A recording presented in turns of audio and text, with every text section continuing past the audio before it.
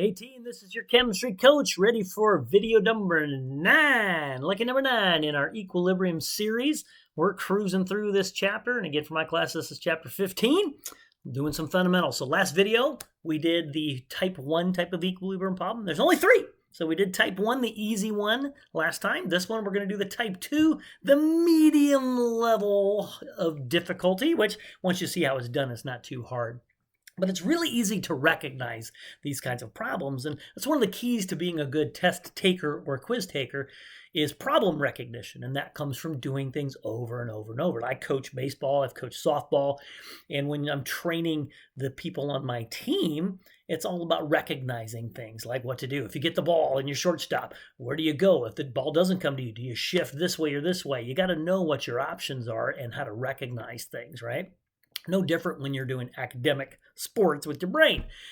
So for equilibrium, you got to recognize real quick on an exam, is this a type 1, 2, or 3 problem? And once you recognize that, you've done enough that you know how to approach it very rapidly. So you're constantly writing on exams rather than thinking about how to approach a problem. So here's how you recognize a type 2 problem. We're solving for K. So you'll see that in the problem. What is K? And it could be a KC or a KP, whatever, right? Provided initial amounts, right? Provided initial amounts of all species except for one. And one of those species you'll be given an equilibrium concentration. That's what makes this different than the other ones. A type 2 problem, you're given initial amounts and equilibrium amounts, but only for one of those species do you have equilibrium, and you're solving for K. Boom, problem recognition. Now, how do you approach that? Step 1. We got to figure out, since we're not starting at equilibrium conditions, which way is it going to shift to get to equilibrium, right? Because that's its happy place. So are we going to go from reactants to products, or are we going to go from products to reactants? And we need to know that, because when we do step 2, we're going to be setting things up, and we need negatives and positives in front of them. So if something's decreasing, right? If I have a reaction shifting from products to reactants, the products are going, from reactants to products, the reactants are going down, which we'll make as a negative, and the products will be going up, we make as a positive. But if it's going from products back to reactants, shifting to the left, the products would be going down, and that would be negative in that scenario, and the reactants would be going up, that'd be a positive. So it makes a huge difference which way this reaction's shifting to get to equilibrium. So step 1 is very critical. We're going to do the same thing for type 3 problems later. Step 2, we're going to set up an ice table, and this is what's new. We didn't have to do an ice table for the type 1 problems. That's what makes them easy, and that's what makes this a little harder. But when you're going to do so many ice tables till you're like, blah, blah, you're going to be vomiting all over the place, vomiting profusely ice tables everywhere until you can do them in your nightmares, right? You're going to dream about ice tables, and I will show you how to set up an ice table when we do a specific problem next, okay? But effectively what we're going to do is set up a table, and we're going to look at every species in the equilibrium expression and go, hey, in the first column, the first row, what are the initial amounts provided, right? Usually as molarities if you're going for a KC, or as pressure units if you're going for a KP. In the next row, we're going to go, well, what's the change that's occurring when that's going from its initial state to its equilibrium state? Is it going up where it's positive? Is it going down where it's negative? And then how much? And then lastly, we're going to write in the last row, what are the equilibrium concentrations or pressures? We'll set that up in the table, and then once we have that, we're going to set up in step 3 our equilibrium expression. We're going to write that up there, and then all the species concentrations or pressures we're going to set up in terms of the equilibrium amounts from the ice table. Very, very straightforward, and you do the same thing every single time. So let me set up a specific problem, and then we will attack that baby. You're going to see just how easy these are. Be back in a sec. All right, here we go again. Here's our problem. Let's think about this together, and then we'll attack it in our 3 steps, all right?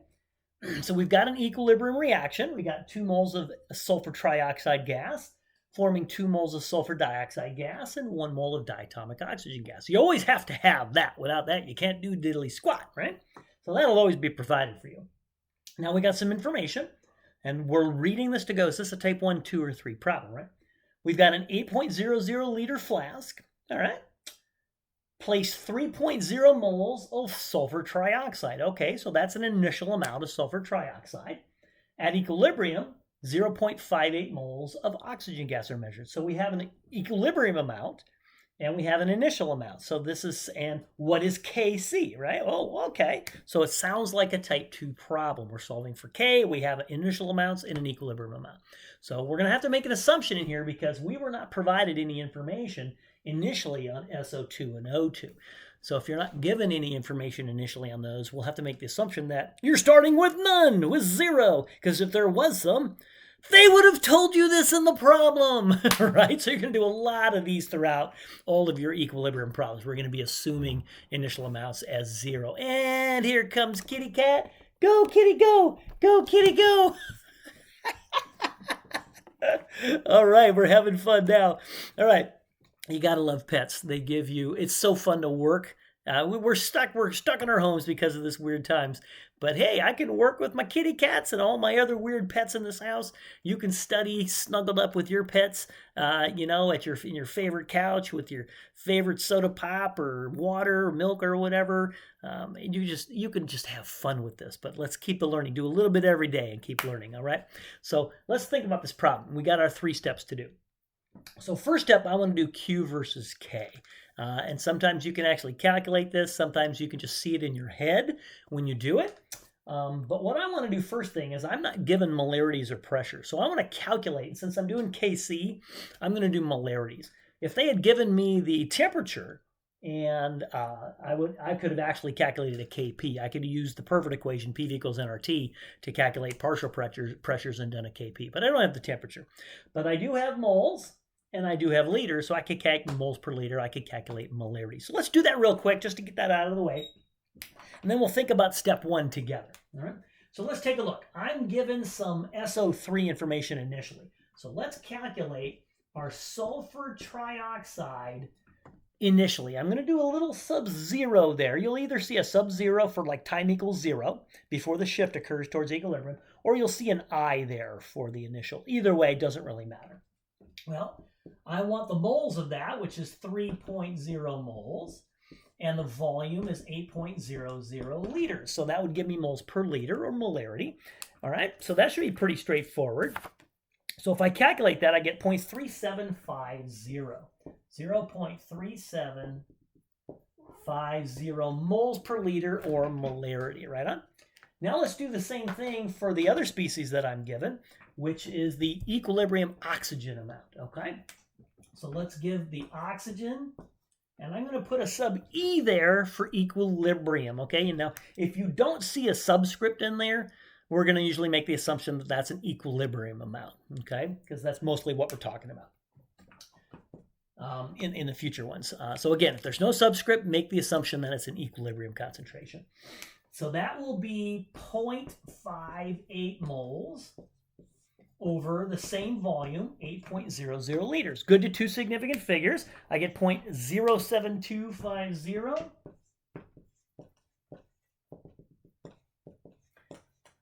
So this is my initial concentration of SO3, my equilibrium concentration of O2. Now I got to make an assumption, right? I wasn't given any information on sulfur dioxide or oxygen initially. So I'm going to make the assumption that those are 0, right? So I'm going to assume that the SO2 initial and the O2 initial are both 0 to start with, all right? So now I can do my problem, and I can now do step 1. So sometimes you're given problems where you're actually given the molarities or pressures to start with, and you don't have to do these preliminary calculations, which is nice. So let's walk through this and think about Q versus K. I'm not given K. I'm solving for K. So I have no idea what the equilibrium constant is. So for my first instinct would be like, I can't do step 1, Q versus K. So how am I ever supposed to know which ways this is going to shift? But pretty much every problem will have this kind of aspect to it. So watch this.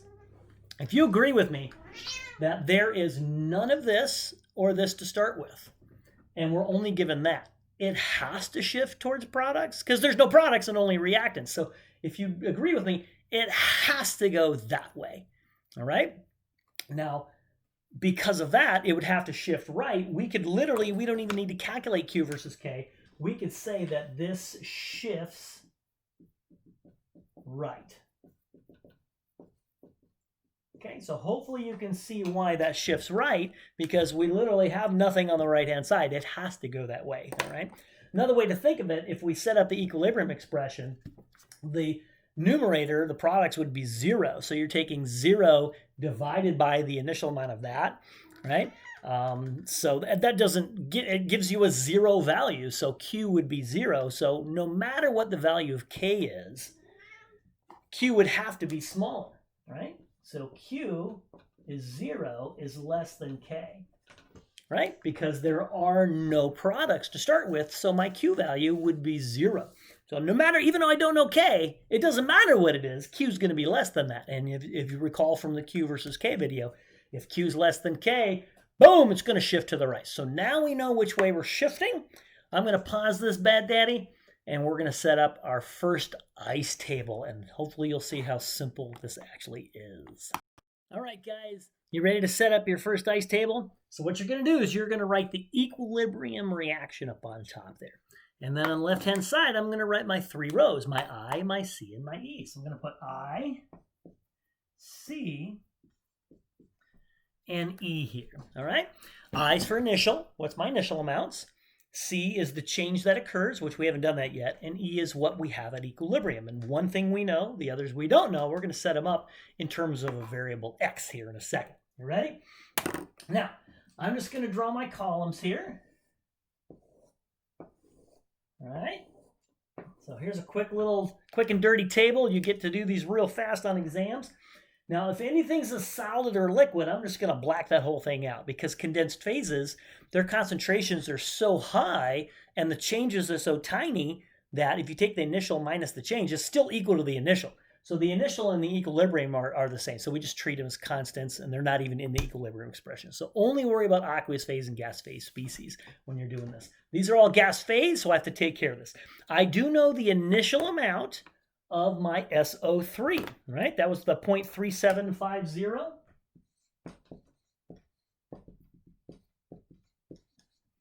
And we made the assumption that there was none of this and none of that. So I just put in my initial amounts, okay? And if I was doing a KP, I'd probably do that in atmospheres or something. What's my change? All right, so what I'm going to do for my ice table is find a reference point, all right?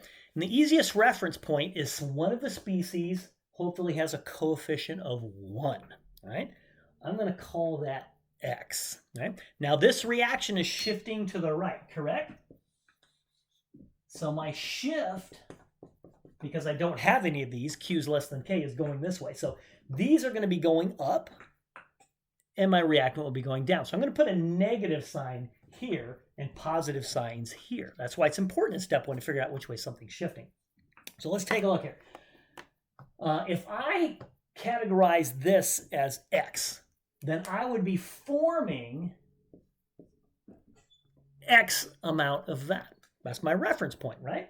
So if I'm forming X amount of this, I'm going to be forming twice that, or 2X. Don't make it too hard. And if I'm forming X of this, I would be losing, because I'm shifting right, 2X of that. This is how you do the change. You find something that has a coefficient of 1, call that X. If it's being produced, it's positive. It's being lost, it's negative, and set everything else based on the stoichiometric coefficients. So life gets pretty easy that way. Now let's write our equilibrium amounts in terms. It's just this plus that change, this plus that change, this plus that change. So if I pop these in, my equilibrium amount of SO3 would be the initial amount, 0.3750, minus 2X. Right? I'm going to leave the molarities off of there, okay? Because we don't need units when we're doing equilibrium problems. Sweet! I have none of this, right? So this is technically 0 plus 2X, which is just 2X. And most people don't write the 0 plus 2X, right? It becomes redundant. So this would be 0 plus X, or just X. See that? So that's how you set up an ice table. Really fast, real simple. The key is just finding that reference point. Now what I'm going to do in step 3 is I'm going to set up my equilibrium expression, and I'm going to put the equilibrium concentrations in terms of X. Now, what is X? Ooh, that's the equilibrium amount. Wasn't I provided? This is the key. This is the trick to a type 2 problem. I was given X in the problem because I was given the equilibrium amount of oxygen. Do you remember that? This was provided. And we calculated that. That was the 0.072 50 molar. That's what makes type 2 problems different than type 1 and type 3 is you're given X. And now we can plug X in as a known quantity into the equilibrium expression and solve for K. Let's do that. All right, let's do our last step for this problem. Step 3. So looking at what we had for the equilibrium, for the ice table, let's set up our equilibrium expression. So that will be the concentration of my products raised to the power of their stoichiometric coefficients, right? And we're not going to have any subscripts here because they're assumed to be equilibrium. That's why it's an equilibrium constant. So these are all sub-E's. You can write those or not. It doesn't matter. We know each of these from the ice table. So let's plug in those values from the ice table. I know from the ice table that the SO2 was 2X. We don't know how much there is, but we know it in terms of X. So that's going to be 2X squared, right on? And then we know the oxygen was X, and we know what X is, right? So I'm just setting it up in terms of X, and then I'm going to plug X in there and solve for K. Easy peasy. We know the SO3 was the initial minus the 2X, so 0.3750 minus 2X. Right? That's the value we had under the equilibrium column on the ice table. And we do need to square that. And now we just plug in the value of X and solve for K, right? So let's plug in X, and X was the 0.07250, right? So let's go 2 times 0.07250. We're going to square that whole amount, right on, times X, 0.07250. I'm just plugging X in, right? Not a big deal. Divide that by this monster. So 0.3750 minus 0.02. I got the 2 there. I almost forgot it. There's the 2 there. 2 times 0.07250. And that whole thing is going to be squared. Now, it's easy math, but it's pain in the butt math because you got all this. You got to do these. I don't have room, so I'm going to skip the steps. But you've got this multiplication here. You've got the subtraction here, where you're limited by the largest absolute uncertainty or fewest decimal places. And then you got the square term. So you got a lot of mathematics going on here. Go ahead and punch those out and see if you get what I get. I get 0.028 vertical dash line 81. And remember, K values have no units. And then that's closer to 0.029. So I'm going to round that up to 0.029, which will be my KC value. So plug in your math, go through your steps, and see how you do on your uncertainty and your value. But that's how you do type 2 problems. If you do enough of them in your homework, they'll get real easy. So next video, the monster type 3 problems. You guys are awesome. Keep up the good work.